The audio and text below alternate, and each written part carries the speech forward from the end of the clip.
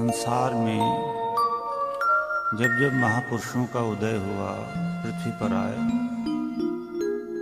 उन्होंने विद्यादान की, जिसको पाकर विद्या को जी सुख को प्राप्त हुआ। भजनों के रूप में साधु संतों ने, फकीरों ने बहुत कुछ दिया संसार को, और जो कठिन कार्य लगता है कि वेद शास्त्रों को पढ़ने से, तो वही सरल कार्य महापुरुषों ने वेदों के ज्ञान को सरल भाषा में और घर घर पहुंचाने की कोशिश की है। तो वेदों के विद्वान अगर ऐसी विद्या को, सरल विद्या को, शास्त्रों के विद्वान जो फकीर हुए हैं, वो इस सरल विद्या को और जीव को आज भी बताते हैं, उस संस्कृति को दोहराते हैं, उन महापुरुषों की वाणियों को बताते हैं, तो आज के इस युग में सुख प्राप्त करना, ईश्वर को प्राप्त करना, परिवार को सुखी रखना और आसान हो जाए। इस भजन में कबीर ने योग की बात कही है। युंज धातु से योग शब्द निष्पन्न होता है, जिसका अर्थ होता है समाधि। समाधि का अर्थ होता है फाइनल लिबरेशन, यानी मोक्ष, केवल्य पद। ये कैसे होती है? योगस चित्त वृत्ति निरोधः, चित्त की वृत्ति बाहर ना जाए, अंदर ही रुक जाए। आंख अगर देखती है बुरा तो चित्त पर उसकी छवि न पड़े, कान बुरा सुनते हैं तो चित्त पर उसकी छवि न बने, वृत्ति न बने। तो ये वृत्ति का चित्त पर ना बनना ही योग है। और यहाँ बोला कबीर साहब ने, बाबा योगी एक अकेला।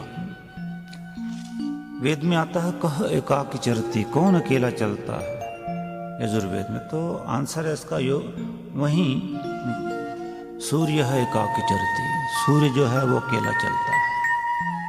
उसी की उपमा देकर सूर्य की, कि जैसे सूर्य प्रकाश देता है सबको और अकेला आकाश में है, इसी प्रकार एक योगी जो है वो भी किसी की अपेक्षा नहीं करता। अपेक्षा का मतलब किसी से आश्रित होकर जीना नहीं जानता, सबका उपकार करेगा, सब में मिलेगा।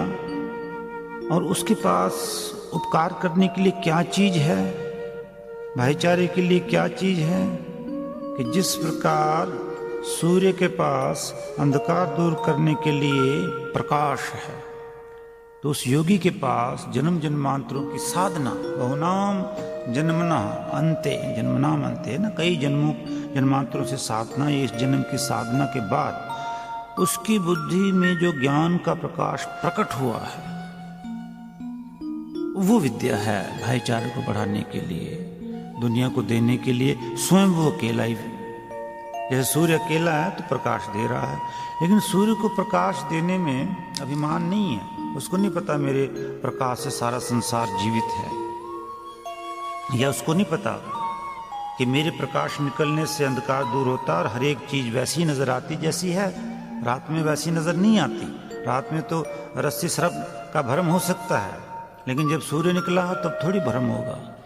ऐसे जब योगी की बुद्धि में विद्या के बल पर, योगाभ्यास के बाद, साधना के बाद जो प्रकाश होता है, उस प्रकाश में भी उसको कोई संशय नहीं रहता, उसको संसार वैसा ही नजर आता है जैसा है। यानी संसार नश्वर है, वो समझता नश्वर है। ईश्वर अजर अमर अविनाशी है, चेतन जीवात्मा अजर अमर अविनाशी है, उसको वैसा ही महसूस होने लगती है उस ज्ञान के प्रकाश से। और वही ज्ञान का प्रकाश दूसरों को बांटता है। और मजा यह है कि उसकी जीवात्मा ब्रह्म में लीन है, प्रकाशवान है, अपने स्वरूप को जाने हुआ है। तो इसलिए, क्योंकि वो जीवात्मा क्या है, असंगोयम पुरुष है, शास्त्र बोलता है, वो किसी से संग दोष से परे है। शाश्वतो अयम पुराणो न हन्यते हन्यमाने शरीरे, शरीर मरता, जीवात्मा नहीं मरती, वो उस मस्ती में है, अजर अमर अविनाशी के स्वरूप की मस्ती में है। तो ऐसी मस्ती में वो अकेला ही है, वो किसी की अपेक्षा नहीं करता, किसी पर आश्रित नहीं रहता, ईश्वर में लीन है, मस्ती में है।